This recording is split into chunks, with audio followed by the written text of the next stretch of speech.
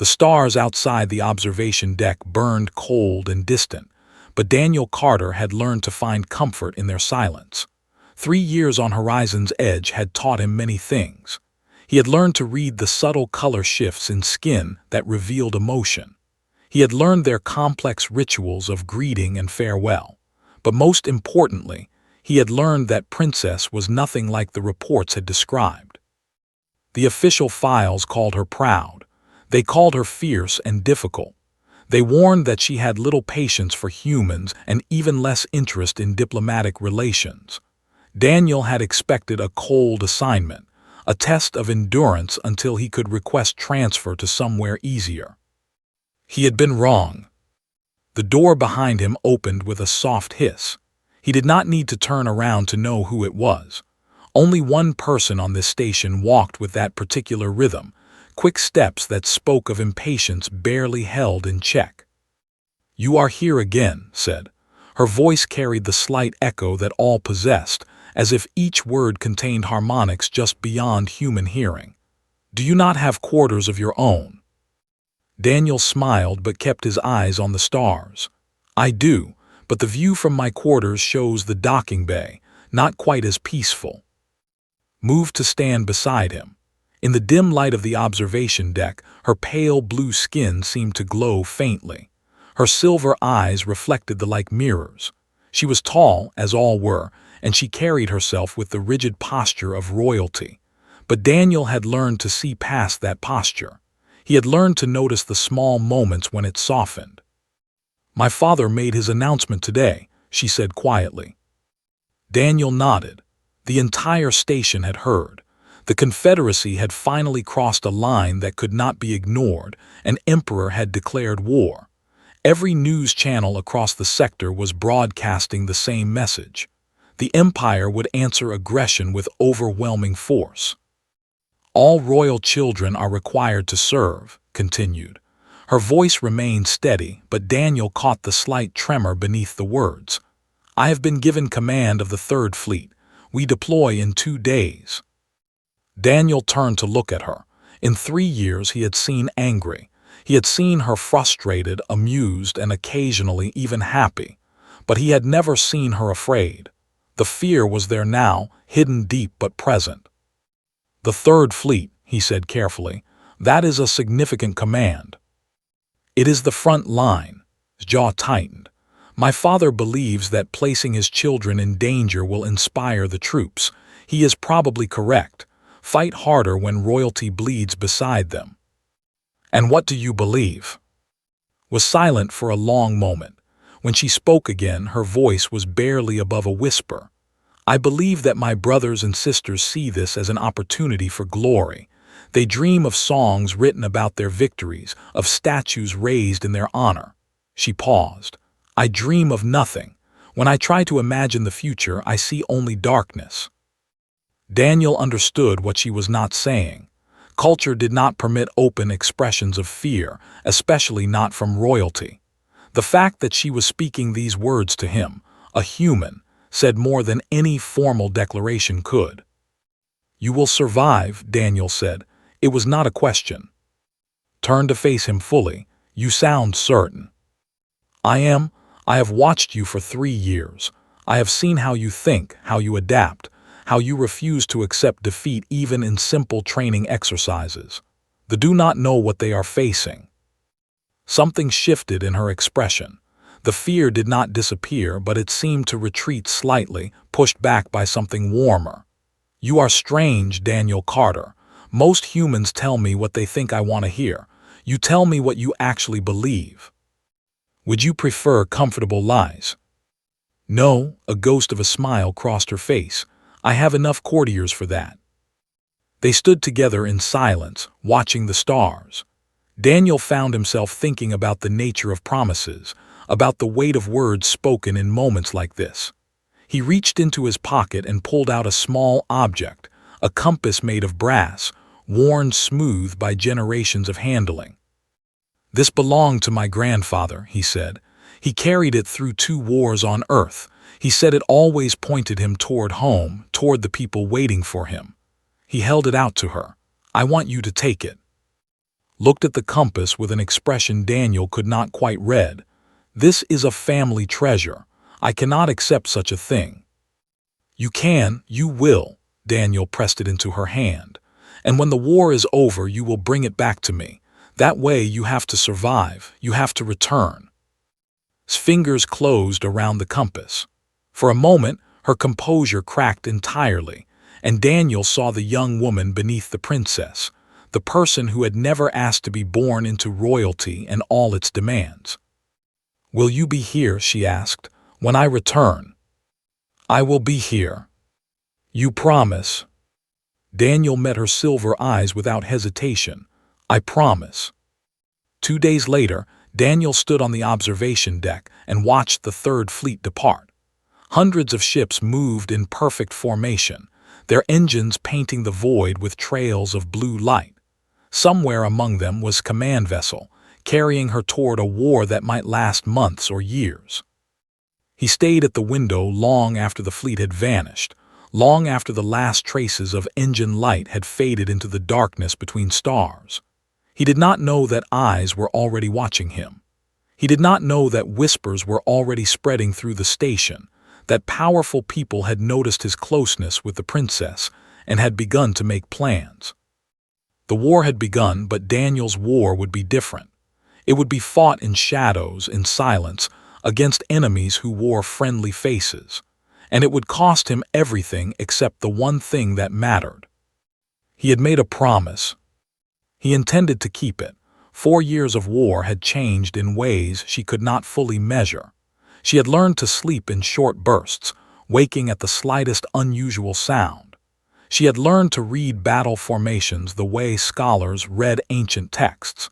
She had learned to send soldiers to their deaths and carry the weight of those decisions without breaking. But she had not learned to stop thinking about Daniel Carter. The compass sat in her quarters, on a small shelf beside her bed. Every night before battle, she held it in her hands and remembered a human who had looked at her without fear, who had spoken to her without deception. Every night, she wondered why he had never answered her messages. 347 messages. She had counted. 347 attempts to reach him across the vast distance of space, and not a single reply. Her brother had visited her fleet 6 months into the war. He had brought supplies and news from home, and he had worn that particular smile that always meant he knew something she did not. "Your human left the station," he had told her casually, as if discussing the weather. "Requested reassignment within 2 months of your departure. Apparently, the posting was too boring without a princess to entertain him." Had not let him see how those words cut her. She had maintained her composure, thanked him for the information, and waited until he was gone before she allowed herself to feel the pain. Abandoned. The word echoed in her mind during long nights in command, during endless hours of staring at star maps and calculating enemy movements. She had trusted a human, had shown him her fear, her doubt, her true self, and he had left the moment she was gone. The other whispered, of course. They always whispered. Humans are unreliable, they said. Humans form attachments quickly but abandon them just as fast. The princess was foolish to trust one of them. Channeled her anger into the war. She became known throughout the fleet as a commander who took impossible risks and somehow survived. Her ships struck at enemy positions with devastating precision. Her strategies confused and outmaneuvered opponents who had centuries more experience. What no one knew was that often received intelligence from unexpected sources. Coded messages would arrive through untraceable channels, containing information about enemy movements, supply lines, and ambush positions. Her communications officer assumed they came from Imperial intelligence, never questioned it too closely. She was too focused on survival, too consumed by the need to prove herself. The Battle of Nebula should have ended her. They had set a trap, luring her fleet into a gas cloud where sensors became unreliable and formations broke apart. For 6 hours, had fought blind, making decisions based on instinct and prayer. And then, somehow, a map had appeared on her personal terminal. Not on the main systems, not through official channels, but directly to her private screen.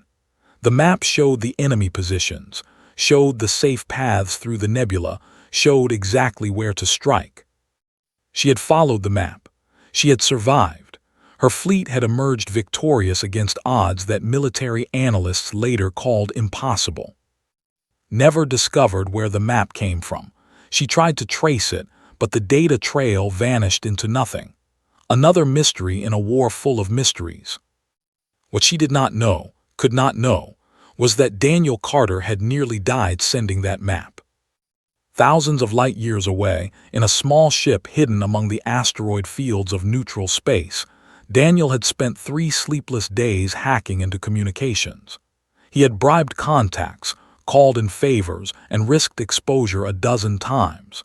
When the nearly traced his signal, he had fled with seconds to spare, his ship taking damage that would take months to repair. No one would ever thank him. No one would ever know. That was the price of the path he had chosen. Daniel's war had begun the night left, when he had intercepted a communication that was never meant for human eyes.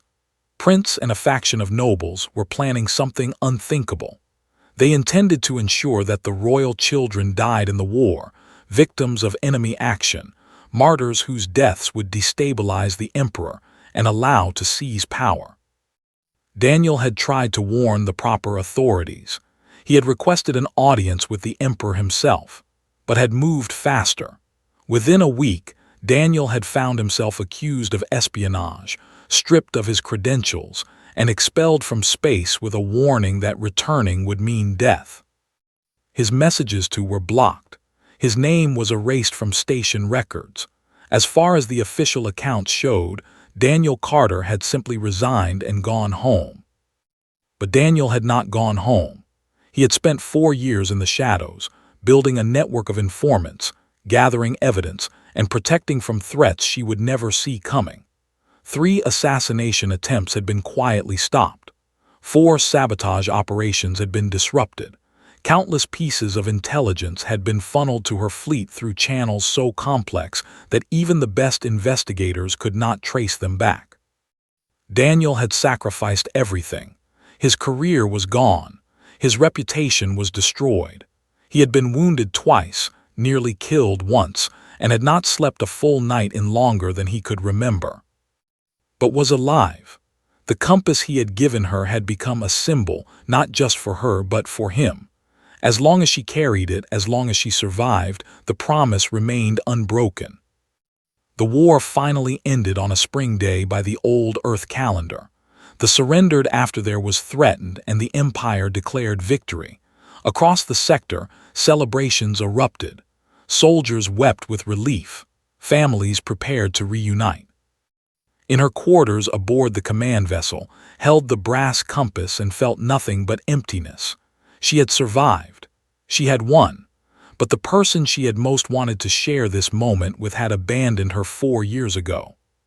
She did not know that Daniel was already making his way back to space, that he had spent months preparing for this moment, that he carried evidence that would expose and his conspirators.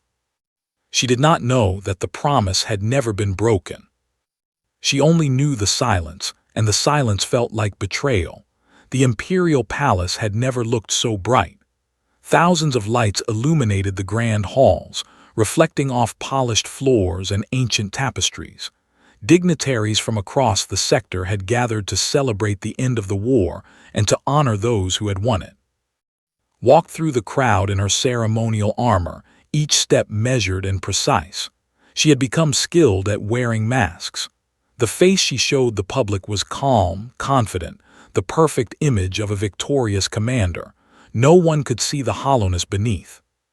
4 years of war had taken everything from her except her life. She had lost friends, lost soldiers who trusted her, lost parts of herself that she would never recover. And the one person who might have helped her heal had disappeared without explanation. The ceremony was long and filled with speeches. Emperor praised his children for their service. Medals were awarded. Names of the fallen were read aloud, stood in her designated place and performed her role flawlessly. It was only when the formal proceedings ended that she noticed him. He stood at the edge of the crowd, among the minor diplomats and cultural liaisons. He wore simple clothes, nothing that would draw attention. His hair had more gray than she remembered. There were scars on his face that had not been there before, but his eyes were the same, those strange human eyes that had once looked at her without fear or deception. Daniel Carter had returned. Felt her composure crack. 4 years of carefully controlled emotion threatened to break free all at once.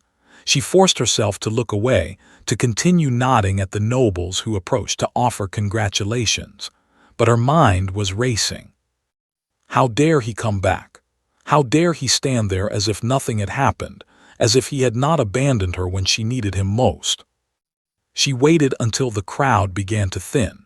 She waited until she could slip away without drawing attention. Then she found him in a corridor away from the main halls, standing by a window that overlooked the palace gardens. He turned when he heard her approach.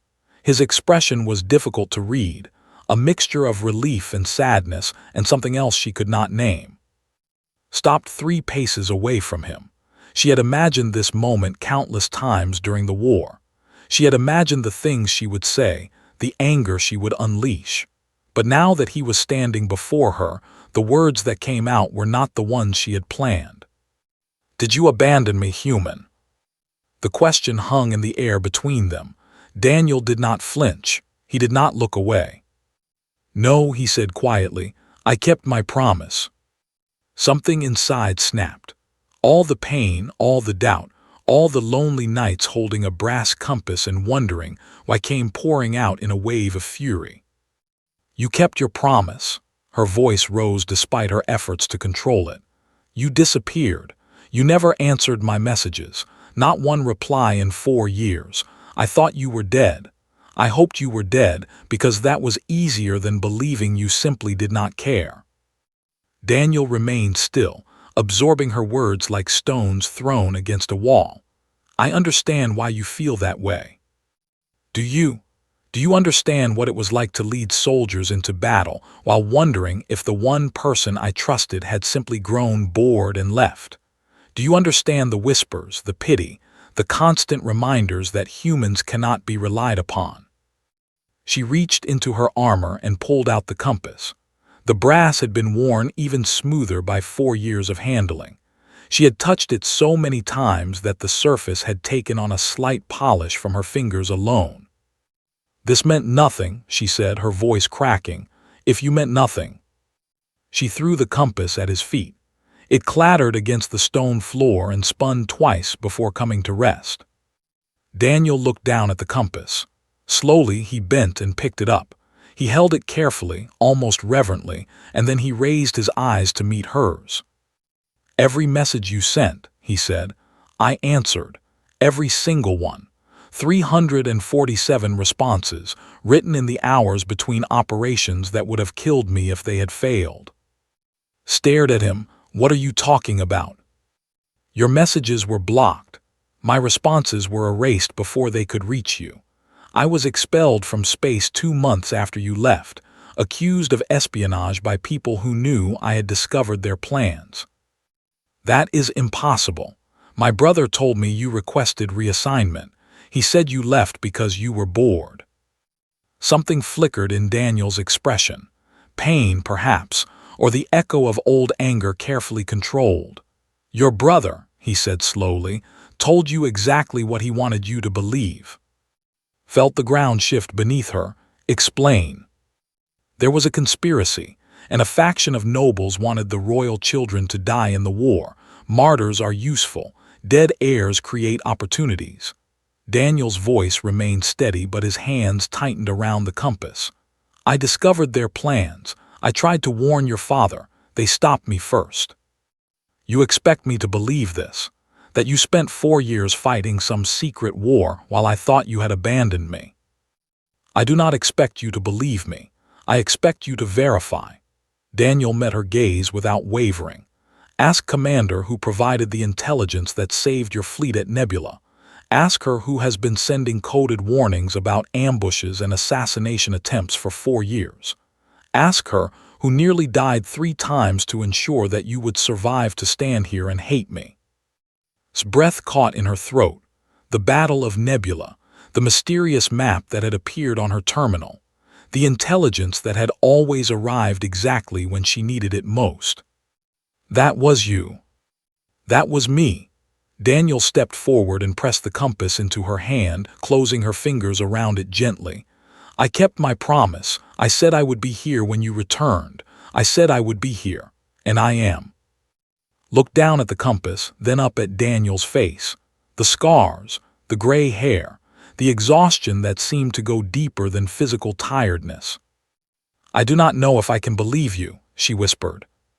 "Then do not believe me," Daniel replied. "Investigate, find the truth for yourself, but know this." He stepped back, giving her space. "Even if you never believe me, even if you hate me for the rest of your life, I would make the same choices again. Keeping you alive was worth everything it cost me." He turned and walked away, leaving standing alone in the corridor with a worn brass compass in her hands and 4 years of certainty crumbling around her. Commander had served under for 3 years of war. She was a veteran of 12 major battles, a strategist respected throughout the fleet, and she had never lied to her princess. That was why had summoned her first. They met in private chambers in the palace, away from listening ears and watching eyes. Stood at attention, her posture perfect despite the late hour. "You may speak freely," said. "What I ask you now must remain between us." "Of course, Princess." Took a breath. "During the war, our fleet received intelligence from an anonymous source. Information about enemy positions, warnings about ambushes, data that saved our lives more times than I can count. Do you know where it came from?" His expression shifted slightly. Surprise, perhaps, that was asking. "I investigated several times," she admitted. "The source was extremely careful. All I could determine was that it originated from somewhere outside space and that the sender was almost certainly human." "Human?" "Yes, Princess. The communication patterns, the language structure, small details in the formatting. I am certain of it." Paused. "I assumed Imperial intelligence had recruited a human operative. The alternative seemed too unlikely." "What alternative?" "That a single human was running an independent operation with no official support. The resources required, the risks involved, it would have been nearly impossible. And there would have been no reason for anyone to do such a thing." Hesitated. "Unless they had personal motivation." Felt something cold settle in her chest. "The Battle of Nebula, the map that appeared on my personal terminal, was that from the same source?" "I believe so. The encryption was identical." His voice softened. "Princess, that map should not have existed. They had kept their positions completely hidden. Whoever created that map had to have been inside their communication network, which means they had to have been physically close enough to access it. The nebula was deep in enemy territory. Getting there, obtaining that information, and transmitting it to you in time would have required someone willing to die." Closed her eyes. Daniel's face appeared in her memory, the scars she had not recognized, the gray in his hair, the bone-deep exhaustion in his eyes. "Thank you, Commander, you may go." After left began her investigation in earnest. She pulled records, called in favors, and used every resource available to a princess of the Empire. What she found made her sick. Daniel Carter had been expelled from Horizon's Edge 4 years ago on charges of espionage. The charges had been filed by Prince personally. The evidence had been sealed by imperial order, which meant only the emperor or a member of the royal family could access it. Accessed it. The evidence was fabricated. Even a cursory examination revealed inconsistencies, timestamps that did not match, communication logs that had been altered. Someone had built a case against Daniel using lies and forgeries. She dug deeper. She found records of Daniel's attempts to request an audience with the emperor in the days before his expulsion. Each request had been intercepted, and by his office. She found the messages Daniel had tried to send to her, messages that had been caught by palace security and deleted before transmission. And she found the conspiracy. Hidden in encrypted files, protected by security that thought no one would ever break, was the truth. And 11 noble houses had formed an alliance. Their goal was simple. They would ensure that the war killed enough royal heirs to leave as the primary successor. They would then remove the emperor through carefully staged accidents and claim the throne. Had been their primary target. As the most capable military commander among the royal children, she represented the greatest threat to their plans. They had tried to kill her 7 times during the war. 7 assassination attempts that had failed for reasons the conspirators never understood. Now understood. Daniel had stopped them. Working alone, without resources, without support, he had dismantled their operations one piece at a time. Every failed assassination, every disrupted sabotage, every piece of intelligence that had kept her alive could be traced back to a human who should have been dead 100 times over. She confronted the next morning. Her brother received her in his chambers with the same smug smile she had always hated. He clearly believed himself untouchable, protected by years of careful planning and powerful allies. "Sister," he said warmly, "what brings you to visit so early?" Placed a data tablet on his desk. "I know everything." The smile faltered. "I do not understand what you mean." "The conspiracy, the assassination attempts, the way you framed Daniel Carter and expelled him from space because he discovered your plans." Watched her brother's face go pale. "Did you think no one would ever find out?" Lunged for the tablet, but was faster.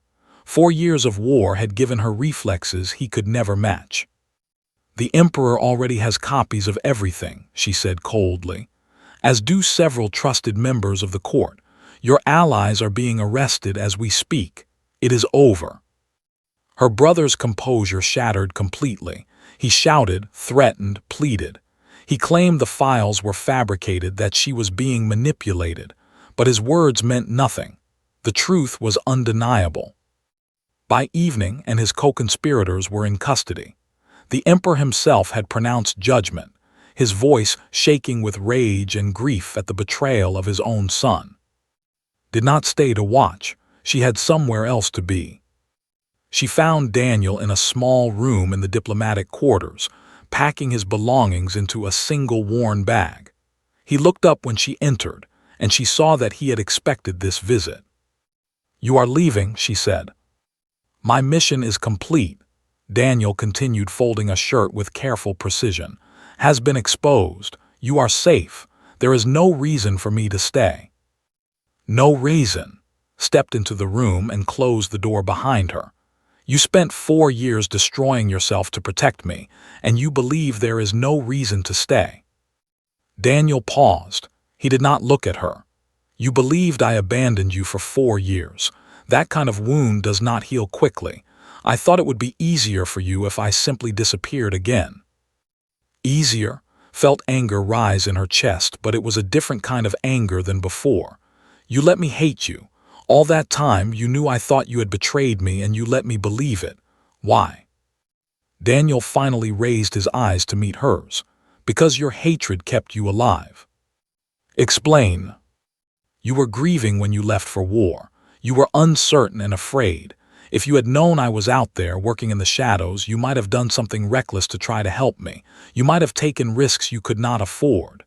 His voice was steady, but could see the pain beneath the words. "Your anger gave you focus. It gave you fire. It kept you sharp when you needed to be sharp. That was worth more than my comfort." Stared at him. 4 years of hatred, and he had carried it willingly.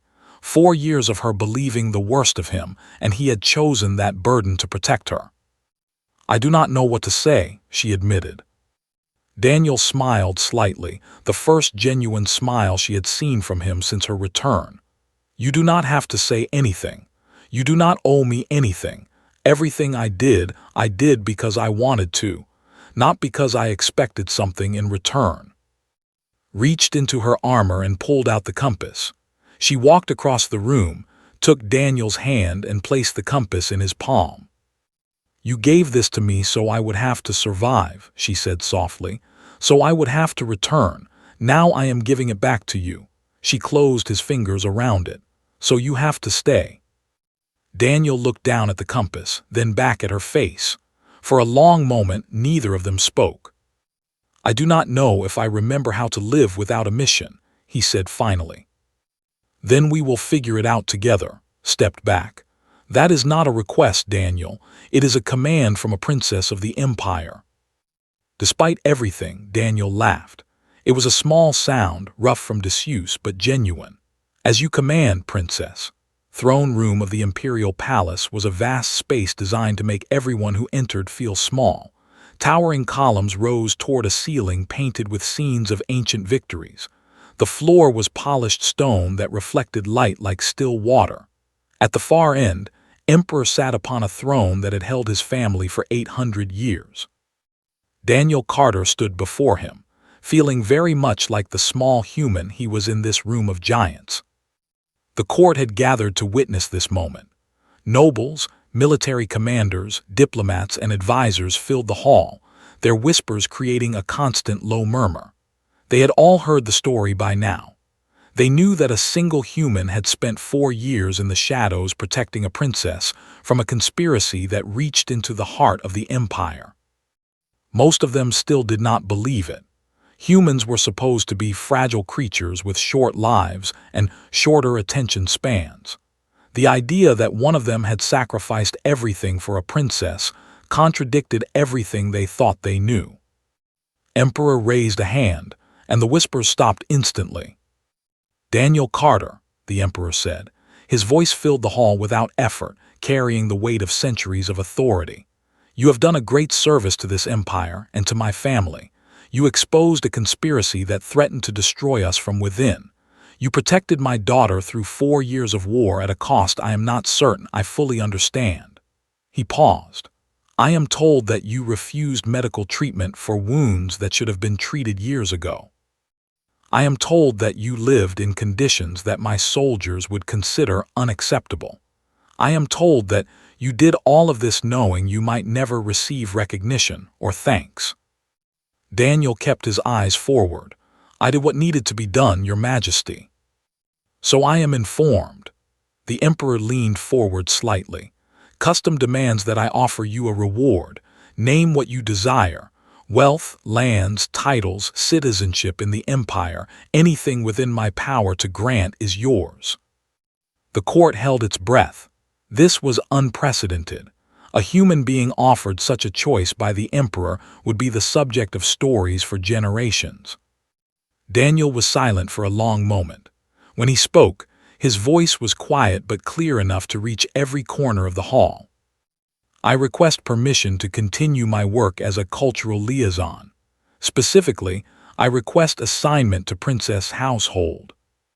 The whispers erupted again, louder than before. Daniel could hear the confusion, the disbelief. He could have asked for anything. He could have demanded riches that would make him wealthy beyond imagination. He could have requested a noble title, land holdings, or a position of power. He had asked to remain a servant. Emperor silenced the crowd again with a gesture. His ancient eyes studied Daniel with an expression that might have been respect. You understand that you could have anything, anything at all, and you ask only to stay. Yes, Your Majesty. Why? Daniel allowed himself a small smile. Because I made a promise, and I am not finished keeping it. The Emperor turned to look at who stood among the royal family to the side of the throne.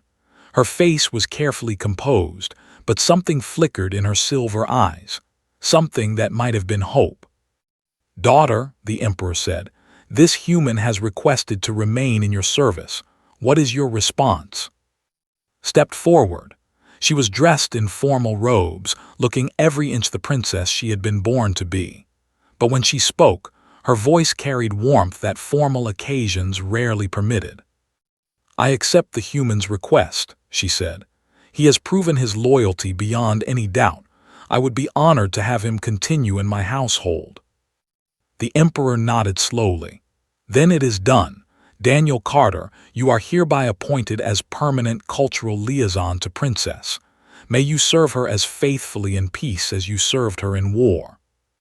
The ceremony continued with other matters, but Daniel barely heard any of it. He watched return to her place among her siblings, and he saw the small nod she gave him. It was enough. Later that evening, after the crowds had dispersed and the palace had grown quiet, found Daniel on a balcony overlooking the city. The stars were beginning to emerge in the darkening sky, the same stars they had watched together so many times before. "You could have asked for anything," she said, stepping up beside him. "The court is still talking about it. They cannot understand why you would choose to remain a servant when you could have been a lord." Daniel shrugged. "Titles do not interest me. I have never wanted power or wealth." "Then what do you want?" He turned to look at her. In the fading light she seemed almost to glow, her pale blue skin reflecting the first starlight. She was different from the uncertain young woman who had left for war 4 years ago. Harder, perhaps, more guarded, but still, underneath it all, the same person who had trusted him with her fears on a quiet observation deck. "I want to see you heal," he said simply. "I want to watch you become the leader I know you can be. I want to be there when you need someone to talk to, someone who will tell you the truth even when it is difficult to hear." He paused. "I want to be your friend again, if you will have me." Was quiet for a long moment. When she finally spoke, her voice was softer than he had ever heard it. "I spent 4 years hiding you. I built walls around my heart because I believed you had abandoned me, and now I discover that everything I thought I knew was a lie." She looked away, toward the stars. "I do not know how to move forward from that. I do not know how to trust again." "You do not have to figure it out alone." Daniel reached out and gently took her hand. She did not pull away. "I kept my promise. I said I would be here when you returned. I will keep being here for as long as you need me." "Do humans always keep their promises?" Daniel smiled. "Not all of us, but I do." They stood together in silence, watching the stars emerge one by one. The city below them was full of light and life, millions of going about their evening routines, unaware of the quiet moment happening on a palace balcony. Finally spoke again. "Among my people there is a tradition. When someone saves your life, you owe them a debt that can never be fully repaid. You saved my life many times. The debt I owe you is beyond calculation." "Among my people," Daniel replied, "we have a different tradition. You do not keep score with those you care about. You help them because you want to, not because you expect something in return." Turned to face him. Her silver eyes were bright, and for the first time since her return she smiled. It was a small smile, hesitant and uncertain, but real. "Then I suppose we will have to find a balance between our traditions." "I suppose we will." She squeezed his hand gently and he squeezed back. No more words were needed. The promise had been kept. The truth had been revealed. And now, finally, they could begin to heal together. The stars continued to burn in the sky above them, cold and distant, but Daniel had stopped finding comfort in their silence long ago. The only warmth that mattered was standing beside him, holding his hand, looking toward a future that neither of them could predict, but both were willing to face. Together,